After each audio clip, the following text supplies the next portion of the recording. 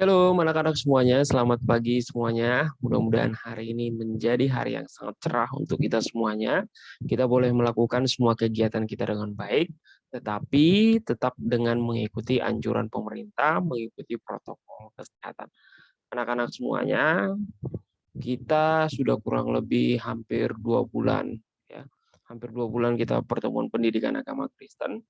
Dan hari ini anak-anak, Bapak akan kembali mengajar tentang sesuatu yang sangat dibutuhkan untuk membangun kerohanian kita, untuk membangun hubungan kita dengan Allah. Kalau pada pelajaran sebelumnya kita belajar tentang berdoa dan seperti apa berdoa dan apa manfaatnya berdoa dan hal-hal apa saja yang terjadi ketika seorang anak itu selalu berdoa atau rajin berdoa. Kita akan melanjutkan pelajaran kita hari ini dan Bapak mengingatkan masih ada yang belum mengirimkan tugas pada minggu lalu. Tetapi mudah-mudahan minggu ini diselesaikan dengan baik. Nah, hari ini kalian semua menyelesaikan tugas. Mari kita berdoa. Bapa dalam surga, kami berterima kasih dan bersyukur karena kebaikan dan kemurahan hati Tuhan saja. Kami tetap diberikan kesehatan untuk kami boleh belajar dengan baik di ruang pendidikan kelas jarak jauh agama Kristen kelas 6. Tuhan berkati kami semua untuk mengerti dengan baik pelajaran kami ya Tuhan. Berikanlah kami hikmat pintaran supaya kami Tuhan boleh mengikuti setiap pelajaran di sekolah kami dan kami boleh mendapatkan yang baik. Berikan kami kesehatan dan keluarga kami juga, terlebih orang tua kami Tuhan berikan rezeki untuk mampu mencukupi semua kebutuhan kami. Dalam nama Yesus kami berdoa. Amin. Halo anak-anak, hari ini kita akan melanjutkan pelajaran kita, ya, yakni hari ini kita akan membahas tentang bernyanyi. Kalau pada pelajaran sebelumnya, ya, kita membahas tentang berdoa. Dan hari ini kita akan membahas tentang bernyanyi.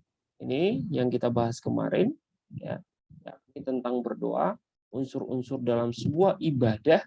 Ya, kemarin kita bahas sudah berdoa, seperti apa harus berdoa, apa isi doanya, dan berdoa itu biasanya muatannya atau tata caranya seperti apa. Ya, kita sudah mempelajarinya dan Bapak sudah menugasi kalian membuat berbagai jenis-jenis. Dan hari ini kita akan belajar tentang nyanyian. Anak-anak sekalian, sebenarnya bernyanyi dengan berdoa itu sebenarnya tidak terlalu jauh berbeda. Bernyanyi itu juga bisa seperti berdoa. Bernyanyi bukanlah seseorang mengucapkan kata-kata tanpa nada, tanpa aturan, sesuka hatinya teriak-teriak, tanpa sesuatu yang berarti liriknya atau kata-katanya. Bernyanyi di dalam sebuah ibadah pastilah di mana dia harus mengetahui nyanyiannya, pujiannya, isinya, dan nyanyian itu berupa apa? Berupa permohonan, permintaankah, pertolongankah, pujiankah, ucapan syukurkah? Ada banyak juga hal-hal yang menyangkut di dalam nyanyian tersebut. Sudah, nyanyian adalah ciri yang paling mudah dilihat dalam ibadah kekristenan. Karena hampir semua orang-orang yang beribadah, orang-orang Kristen itu saat beribadah pasti bernyanyi. Sangat identik sekali. Bahkan mengapa banyak sekali orang-orang Kristen itu pintar bernyanyi karena terlatih bernyanyi saat beribadah mulai dari kecil anak sekolah minggu. Melalui nyanyian orang Kristen menyatakan banyak hal, misalnya pujian atau syukur kepada Tuhan, penyesalan, harapan, kesaksian tentang Tuhan. Dengan nyanyian orang menyanyikannya dan mendengarkannya akan dapat memahami kebaikan Tuhan kepada manusia dan alam cipta. Anak-anak, bernyanyi itu juga dituliskan di dalam Alkitab dari Perjanjian Lama sampai Perjanjian Baru. Dalam Zefanya 3 ayat 17 dikatakan, Tuhan Allahmu ada di antaramu sebagai pahlawan yang memberi kemenangan. Ia bergirang karena engkau dengan sukacita. Ia membaharui engkau dalam kasih-Nya. Ia bersorak-sorak karena engkau dengan sorak-sorai. Anak-anak sekalian, ini adalah merupakan sebuah pernyataan ya, di mana seseorang mendapatkan pertolongan dan di mana seseorang mendapatkan sebuah kemenangan atas Allah karena bantuan Allah, karena pertolongan Tuhan. Sehingga dia bernyanyi dengan bersukacita, dia bersorak-sorak dengan bersukacita, dengan mengucap syukur dan memuji Allah karena pertolongan. Dalam Mazmur 68 ayat 4 sampai 5 dikatakan, tetapi orang-orang benar bersukacita, artinya bergembira. Mereka beria-ria di hadapan Allah, bergembira dan bersukacita. Bernyanyilah bagi Allah, mazmurkanlah namanya, buatlah jalan bagi Dia yang berkendaraan melintasi awan-awan. Namanya ialah Tuhan, beria ialah di hadapannya. Dikatakan, bersukacitalah, bernyanyilah bagi Allah, mazmurkanlah, pujilah, tinggikanlah namanya. Karena apa? Karena Tuhan itu baik. Bernyanyilah. Kemudian dalam Kolose 3 ayat 16 dikatakan, hendaklah perkataan Kristus diam dengan segala kekayaannya di antara kamu, sehingga kamu dengan segala hikmat mengajar dan menegur seorang akan yang lain, dan sambil menyanyikan mazmur dan puji-pujian dan nyanyian rohani, kamu mengucap syukur kepada Allah di dalam hatimu. Kolose 3:16 ini menyatakan bahwa seseorang haruslah menyanyikan mazmur, puji-pujian dan nyanyian rohani dalam ucapan syukur kepada Allah. Kemudian anak-anak ya, dalam Mazmur 32 ayat 7 di mana penulis kitab Mazmur ini di dalam persembunyian meminta tolong kepada Tuhan, dikatakan, engkaulah persembunyian bagiku, engkaulah persembunyian bagiku, terhadap kesesakan engkau menjaga aku, engkau mengelilingi aku sehingga aku luput dan bersorak Selah. Anak-anak sekalian, dia menyatakan bahwa di dalam pujiannya dia menyatakan bahwa engkaulah persembunyian, engkaulah pertolongan. Kemudian dalam Mazmur 69 ayat 31 dikatakan, mari memuji nama Allah dengan nyanyian, mengagungkan Dia dengan nyanyian syukur. Ada sebuah lagu yang mungkin kalian ingat anak-anak, ya, yang pernah kita nyanyikan. Nyanyikanlah nyanyian baru bagi Allah, pencipta cakrawala. Itu sering kita nyanyikan dulu. Ya. Itu merupakan sesuatu yang akan memuji nama Tuhan. Dan Tuhan sangat senang bagi anak-anak yang menyanyikan, mengucapkan ucapan syukur, mengucapkan pertolongan, mengucapkan pujian di dalam nyanyian. Oleh karena itu, mari kita mempergunakan mulut kita untuk senantiasa memuliakan, memuji Tuhan. Karena dalam ibadah kekristenan, salah satu yang tidak bisa kita tinggalkan ialah bernyanyi. Oleh karena itu anak-anak, Bapak akan meminta kalian untuk bersama-sama belajar tentang sebuah lagu. Kita akan belajar tentang sebuah lagu. Ini.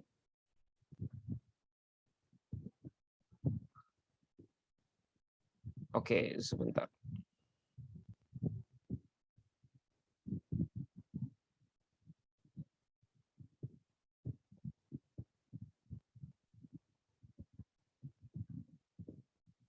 Bapak meminta kalian untuk bisa belajar tentang lagu ini. Oke, anak-anak?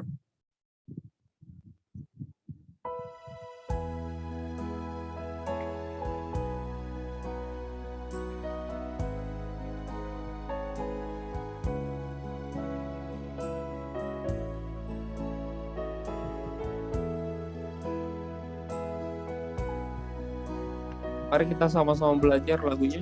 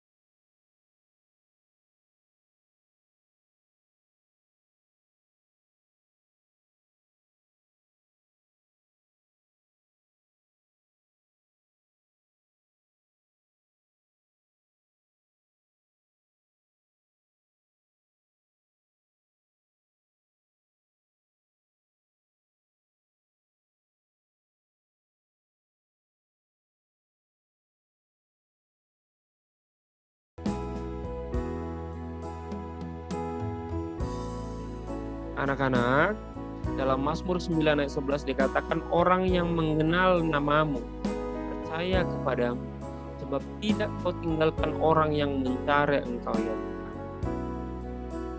Sampai di situ kita belajar lagu untuk ya Tuhan tiap jam.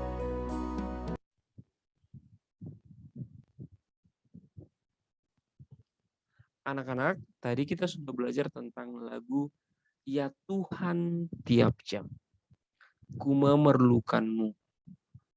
Dan itu sebuah lagu yang memohon pertolongan Allah setiap waktu. Maka tidak mungkin kamu nyanyikan dengan cara melompat-lompat. Tidak mungkin kamu nyanyikan dengan cara bertepuk tangan. Karena apa? Karena isi lagu itu menunjukkan sesuatu yang syadu, sesuatu yang tenang, di mana kamu membutuhkan konsentrasi untuk bernyanyi. Kamu mungkin harus melipat tanganmu untuk bernyanyi dengan fokus, sembari kamu mengingat pertolongan Tuhan. Maka bukan asal bernyanyi. Tidak mungkin kamu bernyanyi, ya Tuhan tiap jam, ya Tuhan. Pasti lagunya, ya Tuhan tiap jam, ku memerlukanmu. Engkaulah yang memberi sejahtera penuh setiap jam ya Tuhan. Di Kau ku perlukan, ku datang juru selamat, berkatilah. Maka kita juga harus menyanyikannya dengan sikap yang benar. Karena apa? Kita sedang memohon pertolongan kepada Tuhan, supaya Dia menyertai kita tiap jam. Tetapi ada lagu lain, anak-anak. Misalnya kita menyanyikan satu lagu ucapan syukur atas kebaikan Tuhan, yang sering kita sudah nyanyikan juga di sekolah. Lagunya apa? Lagunya Tuhan Yesus baik. Sampai tiada berkesudahan kasih setiamu Tuhan, selalu baru rahmat-Mu bagiku. Hari berganti hari, tetap kulihat kasih-Mu, tak pernah berakhir di hidupku. Tuhan Yesus baik, oh oh oh, sungguh amat baik, oh oh oh, untuk selama-lamanya. Tuhan Yesus baik. Tuhan Yesus baik, oh oh oh, sungguh amat baik, oh oh oh, untuk selama-lamanya. Tuhan Yesus baik. Itu sebuah lagu yang mengungkapkan betapa baiknya Tuhan Yesus. Maka kita harus beria, iya, bersorak-sorak. Bahkan dengan tepuk tangan. Tuhan Yesus baik. Oh, oh, oh. Sungguh amat baik. Oh, oh, oh. Tidak mungkin kamu akan menyanyikan Tuhan Yesus baik. Oh, oh, oh. Dengan lemas-lemas. Tidak mungkin. Karena nyanyian itu mengungkapkan sebuah posisi di mana kita merasakan kebaikan Tuhan. Maka kita harus beria, iya, bersorak-sorak.